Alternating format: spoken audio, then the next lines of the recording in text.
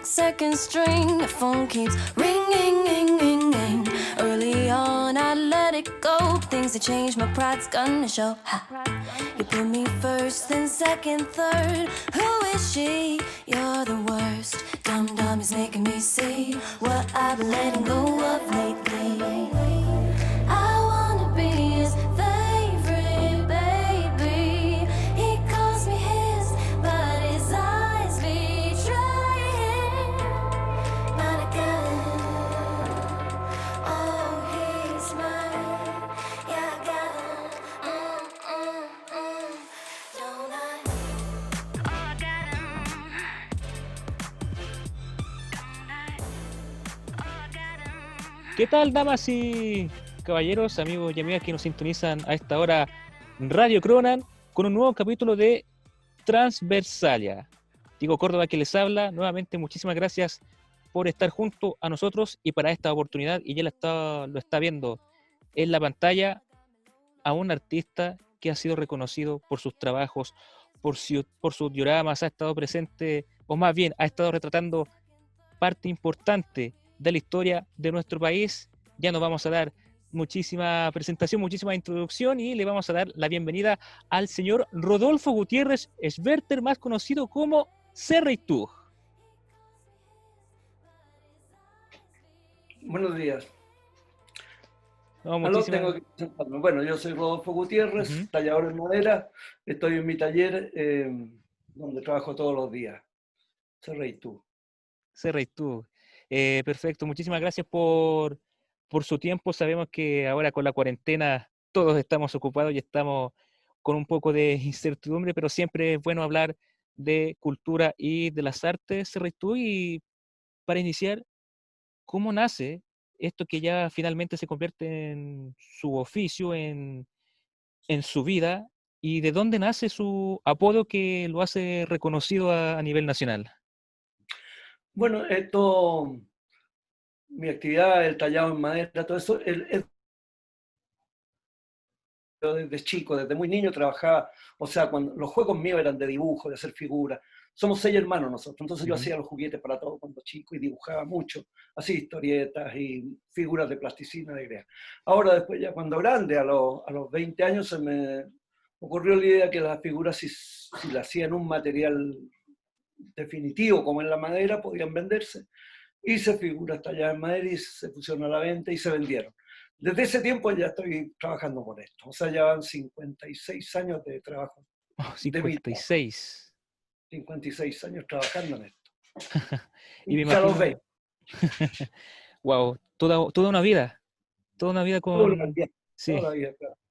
no, y me Y imagino que... antes, los 20 años anteriores, estuve siempre trabajando lo mismo. No lo vendía solamente. ¿Y cómo nace la inspiración? ¿Cómo nace el amor para trabajar en ese oficio? No, inspiración no hay ninguna. O sea, Ujú. yo me levanto a trabajar y empiezo a hacer lo que me han encargado, lo que yo quiero representar. Nunca espero la inspiración. Si lo hubiera esperado, habría hecho la centésima parte de lo que hago ahora. Yo, se decide un trabajo para hacer. Por ejemplo, ahora estoy haciendo este Quijote. Es un Mm. Quijote como que está en campaña, o sea, que está Sí, inspirado, como leyendo, listo para salir en campaña. Esto lo estoy haciendo, está a medio hacer. Yo para eso me levanto y empiezo a dibujar y pienso cómo hacer la figura solamente. No, nunca espero una inspiración. Imposible. perfecto. Trabajo todos los días en esto.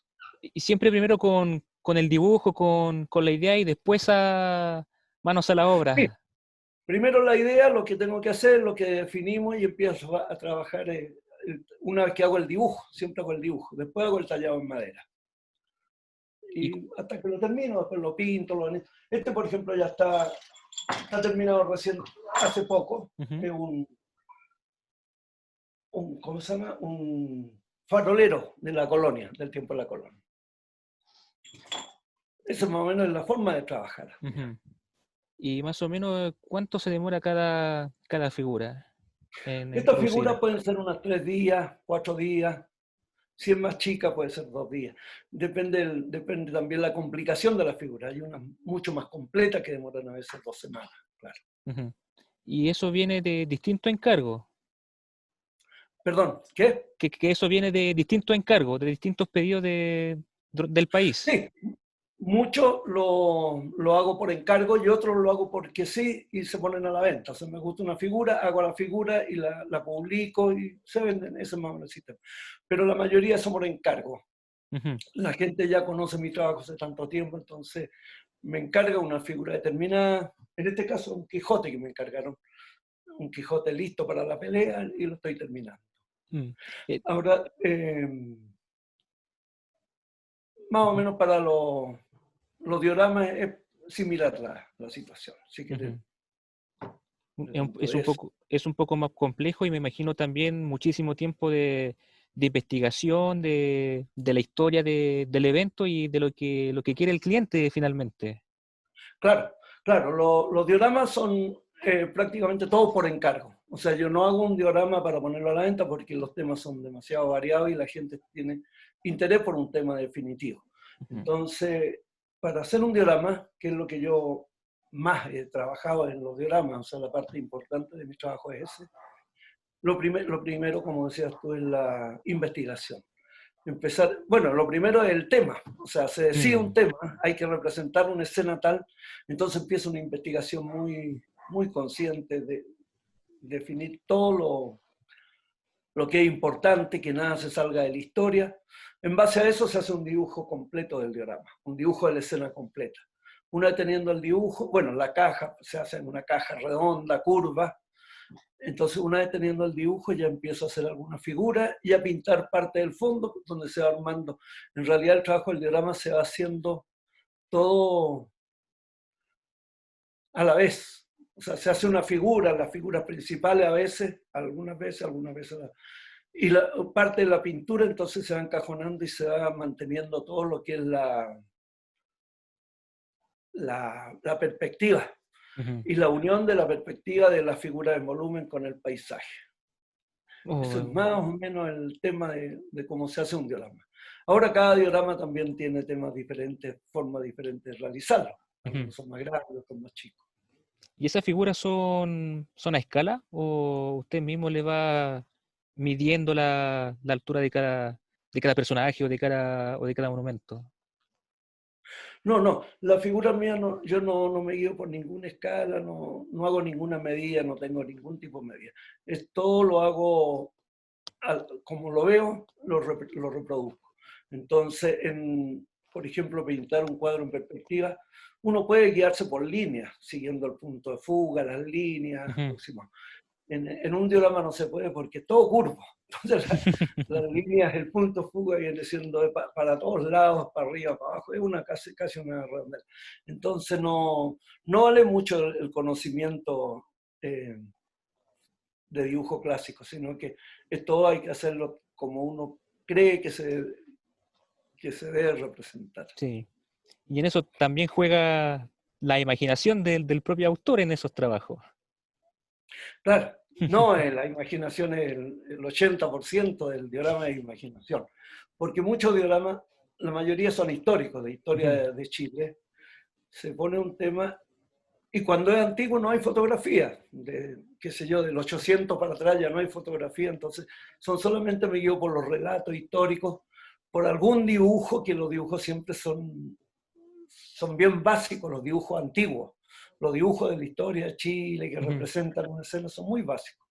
Entonces yo tengo que más que todo leer bien la escena, ver en distintos relatos de lo mismo que se va a mostrar y de ahí sacar una idea final que es la que yo pongo en el diorama. Una vez ya eso, empiezo a hacer, como decía, los monos de uno por uno y complementando con la pintura. Mm. Y me imagino todo el trabajo que tiene que hacer porque hay figuras, lo mostró recientemente el Quijote listo para la batalla, no es solamente un personaje que mantenga una figura estática o recta, puede estar caminando, corriendo, el mismo Quijote que está alzando la espada listo para el combate, entonces son detalles que marcan la diferencia en su trabajo. Claro, no, y todos estos detalles según lo que se quiera representar. He hecho gente peleando, dioramas donde hay guerras de españoles con mapuche, el abrazo Maipú, que es gigantesco, ese es Ujú. un diorama que tiene las figuras son de 40, 50 centímetros, cada figura. Y hay figuras, por ejemplo, en la estación de Puente Alto, un diorama tiene más de 3 metros, que son cruces de tren en la estación de Puente Alto en el año 1920, que son 106 figuras talladas en madera. 106, pero son chiquititas. 106 figuras, en un diorama.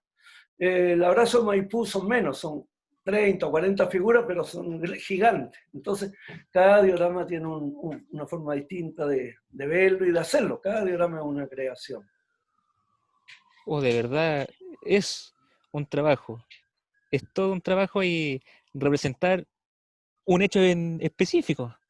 La historia de Claro, Chile, una batalla, una guerra, es todo, me imagino que también un autodesafío para ustedes. sí, no lo tomo como desafío, para mí es mi trabajo. Yo, como decía, es como la inspiración. No hay desafío, yo puedo hacer cualquier representación. Entonces, si me piden una escena, para mí no es un desafío, sino que es una tarea como cualquier otra en la que yo empiezo con los dibujos y empiezo a armarla. Unas son mucho más lentas y más grandes que otras, más difíciles. O sea, no más difíciles, más tiempo para hacerlo. Pero no es una escena, para mí no hay escenas ni difíciles, ni desafíos, ni inspiración. Es un trabajo que yo lo tomo como mi trabajo. Y son, ya lo hemos contado, son escenas importantes, pasajes importantes de la historia de nuestro país, de la fundación, de la guerra, y en ese sentido, el Metro de Santiago vio su trabajo y hay muchísimas estaciones que complementan con esas escenas. ¿Cómo nace esa relación con el transporte público? Y no sé si tiene en cuenta cuántas estaciones cuentan Sí, con su no, trabajo. tengo todo clarísimo. Bueno, esto empieza cuando en el año 86 me llaman la gente del metro. En ese tiempo yo ya había hecho el Museo de la Casa Colorada, la historia de Santiago en diorama, y la Galería de la Historia de Concepción, que ahora tiene 19 dioramas en su museo en Concepción. Entonces, en ese tiempo se le dio mucha importancia cuando se inauguraron esos museos. Entonces el metro me llamó en base a eso, que estaban construyendo la estación Calicanto. La estación Calicanto del metro fue el primer diorama que hice. Esa estación se iba a llamar Estación Mapocho, se llamaba Estación Mapocho, pero en la excavación aparecieron las rocas de las fundaciones del puente, aparecieron todas. Entonces por eso se le puso el nombre Estación Calicanto. En base a eso me encargaron un diorama grande para instalarlo en la estación Calicanto, tal como eran los dioramas de la Casa Colorada y de Concepción. Entonces decidimos allá con un arquitecto que estaba a cargo de esta obra, se llama Vicente Acuña, decidimos que lo mejor sería hacer la construcción del puente Calicanto, más que representarlo, trabajando, eso ya había han habido muchas representaciones del puente entero, el puente, los carritos atravesando, se decidió hacer la construcción. Entonces ahí tuve que tener mucho apoyo para la investigación, el apoyo de investigadores. Había un cabro que se llamaba Fernando Muñoz, profesor, que sabía mucho del puente, entonces él se preocupaba de toda la parte histórica, y con el arquitecto nosotros vimos la forma de cómo se presentaría el diorama. Ese diorama tiene una gracia que está hecha, primero está un arco totalmente terminado, con los ladrillos, donde está la gente que ha puesto su gente trabajando dentro de eso. Después viene el segundo arco que está terminado, pero todavía están armando. El otro tercero están recién los armarios. Entonces, si uno lo ve desde el otro lado, se ve la forma exacta como se construyó el puente. Está muy bien documentado ese diorama. Ese fue el primero que hice para el Calicanto. Y es uno de los grandes, tiene casi 3 metros y ya tiene 34 años. El 87 se inauguró junto con la estación, porque a mí me encargaron el diorama cuando recién tenían el hoyo de la estación. Entonces yo estuve un año más o menos para informarlo, para hacerlo y para instalarlo junto cuando se inauguró la estación del metro. Desde ahí, hace 34 años, seguimos con el metro. Después de eso me encargaron para la Universidad de Chile, la estación Baquedano, y de ahí fuimos complementando dioramas en todas las líneas del metro. No no se eligió la línea 1, ni los lugares más impresionantes, más bonitos, más impactantes, sino que los dioramas están distribuidos en todas las líneas del metro, desde Puente Alto hasta Pudahuel, hasta Vespucio Norte, El Matadero, Franklin. Franklin. Entonces está cruzada la línea, son 24 dioramas que ya hay. 24 dioramas con la historia urbana de Chile, se puede decir. Hay algunas escenas totalmente históricas de la historia de Chile, pero una buena parte está basada en el lugar donde están las estaciones. Uh-huh. Entonces es un trabajo muy, muy bien hecho, y a lo largo de mucho tiempo. No Sí. es una cosa que me encargaron hacer 24 dioramas para allá, sino que se fue haciendo de uno por uno mientras iban agrandándose las estaciones, las líneas de metro. ¿Y la última línea no le han encargado dioramas? ¿La línea 3, la línea 6? Sí, la línea 3 y la línea 6 tienen dioramas. La línea 6 tiene un diorama en la estación Franklin, que es el Matadero Franklin. Uh-huh. Es grande. Ese tiene un monito que habla. O sea, se le agregó que lo hicimos con mi hijo Felipe y unos amigos. Felipe del Río se llama el que hace este sistema. Uh-huh. Y es un monito que yo hice, pero él lo hace hablar y cuenta la historia del matadero y se mueve el monito dentro del diorama. Ese está también en la estación Ñuñoa, que ese todavía creo que no lo instalan, que es el cruce de los tranvías en ese tiempo, que ahora está el cruce del metro y la locomoción colectiva, y hay un cruce de 2 líneas de metro ahí mismo. En ese tiempo estaba el cruce de 2 líneas de tranvía. Es muy bonito, creo que ese todavía no lo instalan, lo estamos esperando ahora que pase la pandemia para hacer las últimas instalaciones. Y para la línea 3 está el Camino del Inca, la estación Chacabuco, que es muy bonito, una caravana de llamas que vienen desde el Cusco hacia Santiago, era la comunicación que tenían. Uh-huh. Eran caravanas de 200, 300 llamas. Cada llama podía cargar 30 kilos. Entonces, para que un viaje valiera la pena, para cargar 10.000 kilos eran como 300 llamas, lo que ahora hace un camión. Con un camión se traslada lo que hacían 300 llamas manejadas por los incas. Eso está cruzando una aldea mapuche, un diorama muy bonito que está ahí en Chacabuco. Y el otro es en la estación Los Libertadores, que es la última, que después ya se va a alargar hacia Vitacura, hacia Quilicura. Pero la última es la estación Los Libertadores, que viene entrando el ejército libertador con San Martín y O'Higgins. Se ve todo el ejército atrás que viene caminando, se ven heridos porque venían después de la batalla de Chacabuco. Carretas con heridos, gente desfilando, y ellos a caballo, un perrito que dirige el desfile, que va adelante. Esos son los últimos dioramas del metro que se están, hay algunos instalados y otros que se están instalando. Los últimos están instalados, los últimos 4, el de Ñuñoa creo que todavía no se instala. Y ha sido bien transversal por lo que me ha contado, porque está instalado en distintos puntos de Santiago, no solamente para un sector exclusivo, y finalmente se transforma, como decirlo, en una galería abierta hacia todo el público, y me imagino que muchísimas personas le han comentado o se le ha acercado para felicitarlo o agradecerle por el trabajo que ha hecho, y sobre todo los niños que quizás no saben un poco de historia y ven en esos dibujos representados fielmente en esa escena. Sí, no, he tenido mucho reconocimiento. Yo ahora tengo una línea en Instagram que se llama Cerreituk 6, que vamos publicamos uh-huh. Lo que estamos haciendo. Y ahí tengo muchos comentarios a favor de todo lo que se ha hecho. Es un patrimonio. Yo encuentro que lo del metro es muy importante porque, tal como dices tú, que es un museo abierto. Un museo que lo ve toda la gente. Y lo ha visto prácticamente toda la gente. Muy poca la gente en Santiago que no haya visto un diorama de la historia de Chile en el Metro Santiago. Ahora yo, de todas maneras, de 24 dioramas que tengo en el metro, yo he hecho en total 108 dioramas, 109 con el que estoy terminando ahora, 109 dioramas, y están distribuidos a lo largo de todo Chile, en Iquique, en Humberstone, hasta el sur de Chile, en distintos museos, galerías de arte y municipalidades. Entonces, yo considero que para mí es muy importante todo esto de los dioramas, sobre todo, más que las figuras. Las figuras, a mí me encanta hacer las figuras porque las invento, voy creando cosas y las pongo a la venta y se ven. Pero el diorama ya han pasado a formar parte del patrimonio histórico artístico y cultural chileno. Es un patrimonio artístico porque esto es una creación mía. Ujú. Cultural porque muestra todo una escena. Histórico porque la gente va a recordar la historia de Chile. Un niño, por ejemplo, o cualquier persona que ve un diorama, no se olvida más de la escena.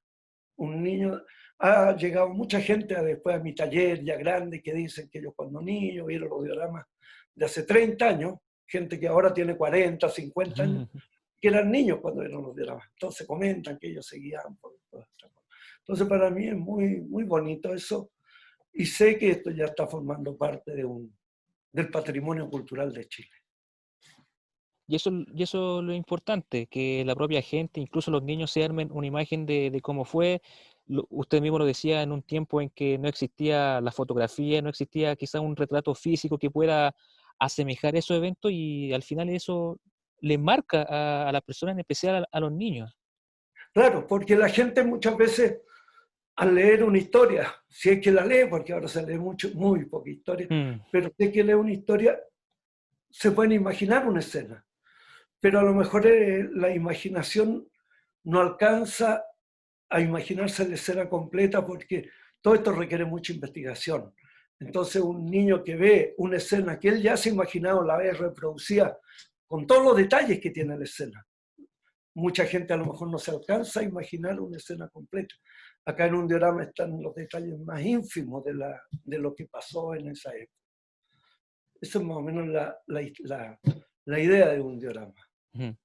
Y con respecto a la historia, a la investigación, ¿qué le parece que algunas personas o algún grupo ya no está interesado en ver o en leer, y vean en sus trabajos como la gran fuente de conocimiento para esa persona? Sí, yo creo que hay mucha gente que o no lee o no puede leer y que al ver esto se puede interesar, puede saber más de la historia, no solamente por mi diorama, porque puede interesarse en la historia. Y Ujú. ahora también, como te acuerdas que el Ministerio de Educación quería borrar El ramo. las clases Mm. de historia, el ramo de historia. Entonces, bueno, en base a esa barbaridad, a lo mejor la explicación tiene que pensar que bastan con los dioramas del metro, ¿para qué la gente va a querer más historia? Puede ser el pensamiento de las autoridades. Entonces, para mí, un doble compromiso de ahora de difundir la historia. Sí, no sé si, bueno, usted mismo, que no es un desafío porque es su trabajo, lo disfruta, pero me imagino que para las personas que no quieran leer pueda servir de inspiración para imaginar, para hacer volar su imaginación en cuanto a las escenas históricas de nuestro país. Señor Serreytub, está demasiado interesante esta conversación, pero vamos a hacer una pequeña pausa, una breve pausa, y ya seguimos con la segunda parte de esta entrevista a través de Transversalia por Radio Cronan en su Facebook Live.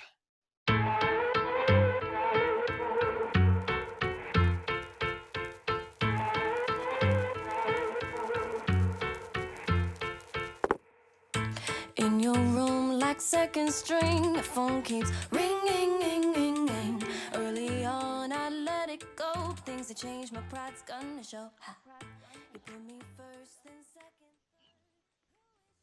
Bien, amigas y amigos, volvemos a esta segunda parte y final de este nuevo capítulo de Transversalia a través de Radio Cronan y todas sus plataformas, especialmente en nuestro Facebook Live. Y volvemos con Serreytug, que nos estaba comentando de la historia que algunas personas no quieren conocer, o simplemente porque están quitando la historia, como pasó en el nivel educacional de nuestro país.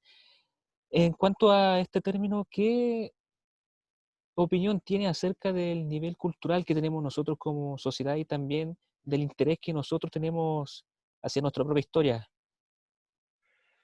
Bueno, a nivel cultural, yo creo que el gobierno actual está haciendo todo lo posible porque baje un poco, porque no, las medidas no son las más indicadas en ningún caso. Lo otro del país, bueno, cada país tiene su forma de salir adelante, Ujú. de seguir haciendo la cultura, de seguir participando a pesar de los inconvenientes que pongamos en el camino. Yo creo que el país, Chile, es un país que puede ser mucho más culto. Sí, y esperemos que sea así, bueno, este sea una buena oportunidad, ya sea para agarrar un libro o ver obras de arte. Hay varios museos que ya se han puesto en versiones online para que todo el mundo lo pueda ver, así que esperemos que esta sea la oportunidad para un Chile un poquito más culto. Volviendo a sus trabajos, según su criterio, ¿cuál fue el que más le costó hacer y el más emblemático? Bueno, de emblemático realmente no tengo ninguno emblemático, Ujú, porque tal como les contaba antes, son distintos trabajos, unos más lentos que otros más grandes, otros más chicos. Pero un diorama chico, por ejemplo, yo pongo todo el entusiasmo, cuando lo estoy haciendo participo de, de esa parte de la historia. Es como meterse en esa parte de la historia. Ahora, emblemático no tengo ningún emblemático. Ahora los trabajos más grandes, los más trabajosos, los más demorosos, eso sí, eso ujú. está ahí claro. Por ejemplo, el abrazo de Maipú, ya lo mencioné antes, son figuras muy grandes, son figuras de 40 centímetros, O'Higgins y San Martín, y son 30 figuras, 20 jinetes a caballo, bandera, tiene como 3 metros el diorama, representa el abrazo a Maipú. Ese es un trabajo muy grande, muy largo, demoré unos 8 meses. Eh, Al ser grande es más bonito también, porque una persona llega frente a un diorama grande y tiene mucho más donde mirar. Ujú. El otro muy grande que hay es el de Plaza Puente Alto, que como te contaba son 106 personajes chicos, 2 trenes que van hacia Santiago y un tren que parte desde la estación de Puente Alto hacia el volcán. El otro grande, por ejemplo, es el Matadero Franklin, que está en la estación Franklin de la línea número 3, Ujú. que cruza con la línea número 2. Ese es un diagrama muy grande también. Y son lentos, son 6 meses de trabajo, 8 meses de trabajo. No por eso es más emblemático ni difícil, sino que es más tiempo, es un trabajo más largo. Sí, sí, ya lo hemos conversado en esta entrevista y son trabajos que finalmente la gente lo sigue valorando y lo va a seguir valorando a medida que va viajando a través del metro y todas sus estaciones. ¿Habías comenzado antes de ser ya el artista reconocido? Había estudiado para ser contador, contabilidad, pero nunca lo ejerció según su registro. ¿Por qué no ejerció esa carrera? ¿Cuáles fueron los motivos? Claro, yo terminé la carrera de contabilidad un año y medio, 2 años más, cuando yo ya estaba vendiendo mi figura. Yo empecé a vender la figura a los 20 años. Entonces, cuando seguí estudiando, porque había que terminarlo, o sea, me faltaba un año y medio, 2 años de estudio, seguí estudiando, pero yo estaba trabajando y vendiendo mi figura. Entonces, para mí no fue un cambio, no fue dejar algo, sino que yo seguí con lo que tenía. Solamente terminé los estudios por terminarlo y esa fue la forma de que empecé mi tallado. No ejercí nunca la contabilidad. Pero nunca le llamó la atención, tenía problemas con la carrera, o simplemente No, no. nunca tuve problemas, fue un buen alumno. Mi padre era contador, mi papá era contador, entonces yo estudié la contabilidad porque él era contador y era algo Ujú. que sabía de qué se trataba, pero estudié por terminar el estudio solamente. Ah, perfecto. Yo estaba trabajando ya en mi tallado. Buena decisión finalmente. Es que casi no fue una decisión, yo seguí mi trabajo desde chico, estudié durante el periodo que hay que estudiar, terminé Ujú, mi estudio y seguí con el mismo trabajo de siempre. ujú. Sí, y claro, en algunas familias o en algunas sociedades, los propios padres o los abuelos le quieren heredar la carrera, en ese caso contabilidad. Nunca tuvo problemas en su familia cuando quiso dejar esa carrera por seguir No, con los nada, dioramas. no, nunca tuve problema. Todos me apoyaron, nunca nadie dijo que debería trabajar en algo que no fuera los tallados. En ese tiempo era toda una aventura, de todas maneras, vivir del tallado en madera, vivir de la venta de los tallados en madera, era una aventura. A los 2 años, 3 años, a los 23 años me casé, o sea, estaba recién vendiendo la figura, nos casamos, nos independizamos inmediatamente. Después de un tiempo yo vivía en Quilpué, nos casamos en Villa Alemana, vivimos en Villa Alemana, nos casamos en Quilpué, vivimos en Villa Alemana, después nos vinimos a Santiago hace 50 años. Mm. Y desde ese tiempo nunca hemos cambiado el ritmo del trabajo. Gran aventura. Es una aventura. Sí. Desde chico.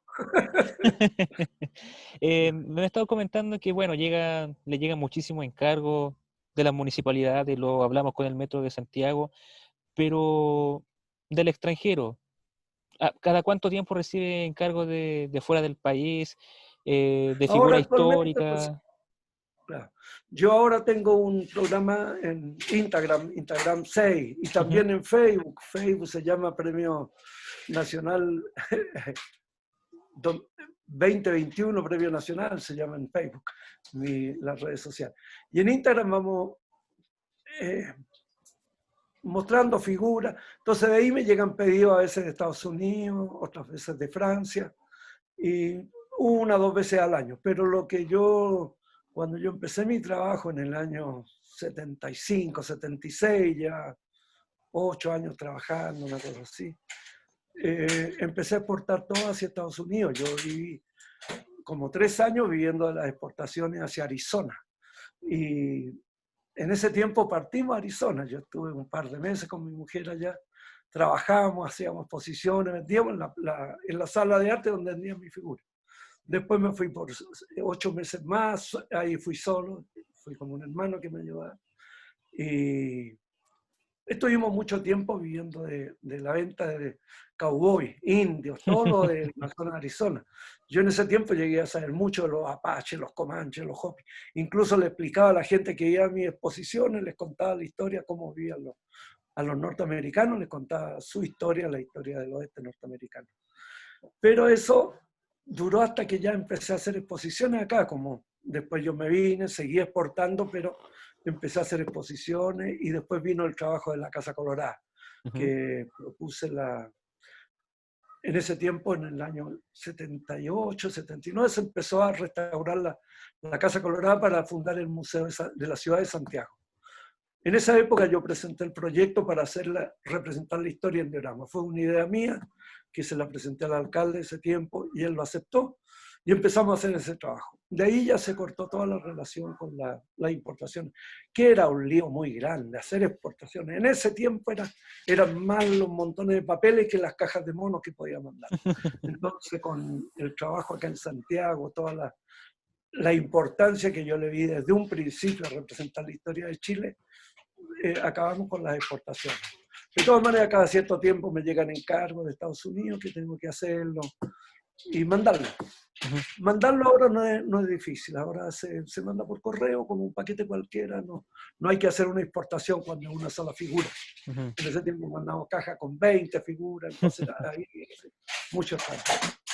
Y en este caso, en la sociedad de Estados Unidos, ¿ocurre el mismo fenómeno que acá? Que se interesa más por ver figuras en vez de leer un libro, ver una película o ver otra fuente de información. No, porque ellos, no tengo idea de eso, no sabría decirle, pero lo que sé que ellos me piden, por ejemplo, un cazador de pieles de las rocallosas, del tiempo de los cowboys, del tiempo de Nariel Boom, por ejemplo. Entonces yo le hago un dibujo, yo ubico tengo todo tipo de información Ujú. respecto a eso. Entonces le mando un dibujo, cómo iría el hombre a caballo, con la mula de carga, con sus pieles atrás, y él me lo dice, ok, perfecto, y me hace un depósito por el trabajo. La mitad en dólar, a veces me mandan cheque, a veces me hacen un traspaso. Yo hago la figura, la embalo muy bien, nunca he Ujú. llegado a quebrar una figura a ninguna parte, y lo despacho. Es el mismo trámite que despacho cuando alguien me encarga de Iquique o de Temuco o de Concepción, me encargan un mono. Es el mismo sistema. Me hacen un depósito, yo les mando un dibujo de cómo sería la figura, el presupuesto, me hacen un depósito, yo hago la caja y la envío por correo. Llega perfecto a los monos. Entonces ese es el sistema de la venta que tengo para afuera de Santiago. Ujú. Me imagino que en Estados Unidos también se valora ese tipo de arte en una sociedad que es conocida demasiado por su patriotismo, que valoran su historia, sobre todo con la figura de los vaqueros, de los indios, y me imagino que Claro, en Estados Unidos se valora muchísimo esas figuras. claro, en ese tiempo justamente por lo complicado que era la exportación de monos. Por eso yo iba para allá y me quedaba 8 meses trabajando, mandando plata para la casa, porque me iba solo. Y tenía una muy buena venta. La venta ya era hacer un cowboy y se vendía inmediatamente. Tenía una exposición permanente, incluso trabajaba en público durante los domingos. Por ejemplo, se abría la galería, yo trabajaba y se iba hablando con la gente. Era muy divertido porque ellos me preguntaban a mí, yo les contaba de la historia, cómo vivían los apaches, cómo funcionaba la sociedad Hopi, los cowboys. Muchas veces me guiaba por fotos de cowboys reales. Entonces, a Billy the Kid, por ejemplo, hay una foto de Billy the Kid, que era una figura muy divertida, tenía una cara de tonto y usaba una especie de sombrero de copa, no era el cowboy que nos presentan ahora. Entonces yo hacía los personajes más históricos. Entonces hubo mucho interés, vendía muchas figuras, indios de todo tipo, de los indios norteamericanos. Y eso fue una época, y terminó cuando ya volví a Chile y empecé a hacer exposiciones. En Chile hice varias, y después con los dioramas en la Casa Colorada ya se terminaron todas las exportaciones. Solamente los encargos directos, como son los de ahora, los por Instagram, son los que la relación que tengo con el extranjero. Los demás todos los dioramas son chilenos, son de la historia de Chile. ¿Alguna idea que no ha hecho pero que le gustaría hacer? ¿Algún evento, alguna escena, algún personaje que aún no ha hecho y le falta por hacer? Bueno, hay muchas escenas. Chile, o sea, la historia de Chile desde los comienzos da para muchos dioramas. Uno, por ejemplo, que hemos tratado de hacerlo, lo he ofrecido, lo hemos transado, es la batalla de Marigüeño. Por ejemplo, en Concepción yo hice la batalla de Tucapel, cuando capturan a Pedro Valdivia. En Penco hice la batalla de Penco, que es del fuerte de Penco, que salen correteando a los mapuches. Hay unas peleas. He hecho varias batallas de todo tipo. La batalla de Andalien también la reproduje en un diorama de 2 metros y tanto, que está en Concepción. Pero la batalla de Marigüeño es muy importante y no la hemos hecho porque eso prefirieron hacer lo que estaba más cerca de Concepción. La batalla de Marigüeño fue cerca de Lota, en la subida, en los caminos de ahí, y fue donde, después de la batalla de Tucapel, cuando cae Pedro de Valdivia, sale Villagra, Francisco Villagra, con un ejército mucho más grande que el de Valdivia. Valdivia fueron con muy poca gente, y llevaban incluso 6 cañones. Los primeros cañones que llegaron a la Araucanía los llevaron en esa batalla, y Lautaro les sacó la mugre y se quedó con los cañones, les quitó los cañones. Entonces la escena yo la he tenido dibujada, la he hecho varias veces, de la gente de Lautaro, porque Lautaro dirigió la batalla completa. Chao, me voy. Suerte. Dile que me escriba y que le mando el material. Ya, Felipe te va a mandar el material, se despidió ahora. Entonces, la escena que yo tengo calculado es los mapuches saltando las barricadas y tomándose los cañones. Mataron a todos los que mantenían los cañones. Entonces es una escena muy importante porque se ve la forma en que batallaba Lautaro. Sí. Ahora, hay historias por todos lados, cualquier parte es una historia. Por ejemplo, en el metro, escena de un cruce en el año 20, de 2 tranvías, ya es una escena histórica porque representa un momento del país. ¿Y qué posible? Y qué importante eso, resaltar no solamente escenas de las batallas, sino que también los pueblos originarios, en el caso de Lautaro, que también se represente lo que fue anteriormente los pueblos originarios, en especial los mapuches. Claro. Yo de los mapuches he hecho varios dioramas. Por ejemplo, en la Casa Colorada hay una escena mapuche en la vida antes de la llegada de los españoles. En Penco tengo 2 o 3 de esas escenas, en Concepción también. En Santa Bárbara hice la cultura Pitrén, en la vida de los indios hace 10.000 años, o sea, mucho, o sea, no, en el año 1000, creo, 1000. O sea, mucho antes de la llegada de los españoles, la aldea Pitrén de Santa Bárbara, de un pueblito al este de Los Ángeles. Ujú. Ahí hay un par de dioramas con la historia de Santa Bárbara.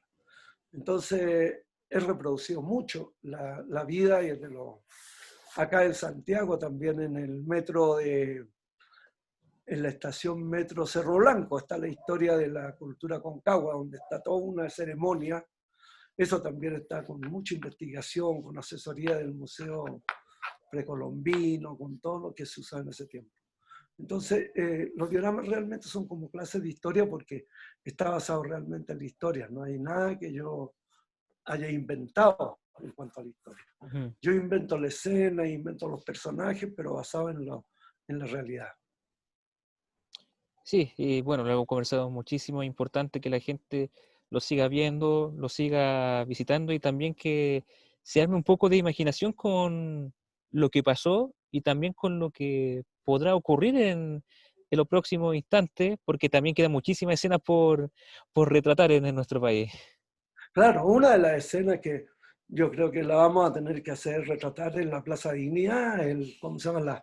La gran concentración de los 2 millones de personas, las banderas y todo, todo el pueblo reunido. Eso yo ya la tengo clarísimo cómo lo voy a representar. Seguramente no en este gobierno, pero ya no me queda tanto.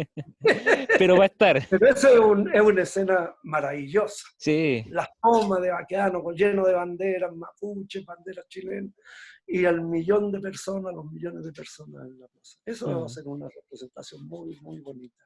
Sí, me imagino que va a ser un trabajo que va a representar lo que el último tiempo que hemos vivido como sociedad y que también va a marcar tendencia como lo ha sido el resto de sus trabajos, Serrito, ya para ir terminando con esta entrevista, ¿cómo lo ha afectado la cuarentena en cuanto a sus trabajos, ya sea de forma positiva o negativa? Claro, bueno, más que todo negativa porque se han postergado, no se han cerrado, sino tenía encargos como para hacer 4 o 5. Estaba organizando el año para poder ver cómo podía sacar 5 o 6 encargos de dioramas que tenía, de los cuales 4 o 5 ya se postergaron Ujú. hasta ver qué pasa después de la cuarentena. Uno, el que estoy haciendo ahora, estoy trabajando, ese por suerte salió justo antes salió el presupuesto antes de que empezara esta cuarentena. Lo otro, en mi trabajo no me ha afectado en nada, yo he tenido harto trabajo, estoy haciendo un diorama, estoy haciendo varias figuras por encargo, y realmente yo casi no me he dado cuenta de la cuarentena porque yo salgo muy poco. Yo vivo acá en mi casa, en el Arrayán, tengo mi taller, tengo espacio para estar encerrado, entonces nunca me he sentido encerrado y el trabajo mío no ha parado. Sigo haciendo igual los trabajos, los proyectos, todo eso. Ujú. Entonces, en base a mi trabajo no me ha cambiado mucho. En base a los proyectos que se pararon y se van a demorar mucho en salir, eso es una desgracia porque a mí me interesa mucho más hacer dioramas que figuras, porque los dioramas son los que van a pasar más a la posteridad, va a ser el patrimonio y recordar la memoria, o Sí. sea, la historia y la memoria de los chilenos es muy importante, entonces eso se ha atrasado, por lo menos se ha atrasado un año. Ujú. Se va a perder un año de esa posibilidad de trabajo. Mucho tiempo. Muchísimo tiempo, pero ya va a haber momento para volver con los trabajos y que la gente siga viendo los dioramas y bueno, estamos esperando ese diorama de la Plaza Italia, de la Plaza Dignidad que va a marcar tendencia sin duda. Rodolfo Eso Gutiérrez, es un hecho histórico que no se sí, puede negar, no se va a poder negar. Claro. sí, Rodolfo Gutiérrez Schwerter, de verdad más conocido como Sreytug en el ámbito artístico, de verdad muchísimas gracias por su tiempo y ya para terminar, unas palabras para las personas que se quieran dedicar al arte, ya sea con lo mismo que está haciendo o con cualquier área artística o cultural. Bueno, eso es muy difícil dar consejo en cuanto al arte o cómo hacerlo, cómo tomarlo. El camino del arte es un camino difícil. Para mí una cosa fue muy, muy simple porque fue como dije, que es una cosa totalmente natural. Las personas que piensan dedicarse al arte tienen que pensarlo directamente ellos mismos. Es muy difícil dar un consejo, no se puede uno aconsejar, no, deja tu trabajo y dedícate al arte, y si no resulta. uno no puede tomar esas decisiones, tiene que tomarlo cada persona. cada persona que se sienta capacitado, que le guste el arte y que ve posibilidades de hacerlo, por supuesto yo le recomiendo que lo haga. Pero eso tiene que pensarlo cada uno, no, yo no podría recomendar nada.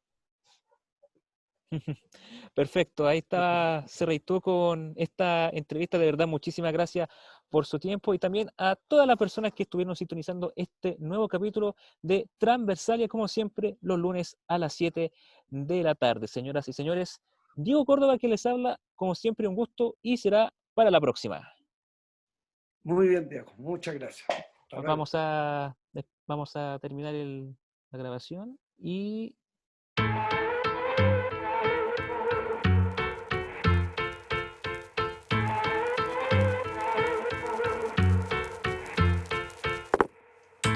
In your room, like second string, the phone keeps ringing, ring, ring, ring. Early on, I let it go. Things have changed, my pride's gonna show. Ha. You put me first, then second, third. Who is she? You're the worst. Dum dum is making me see what I've been letting go of lately.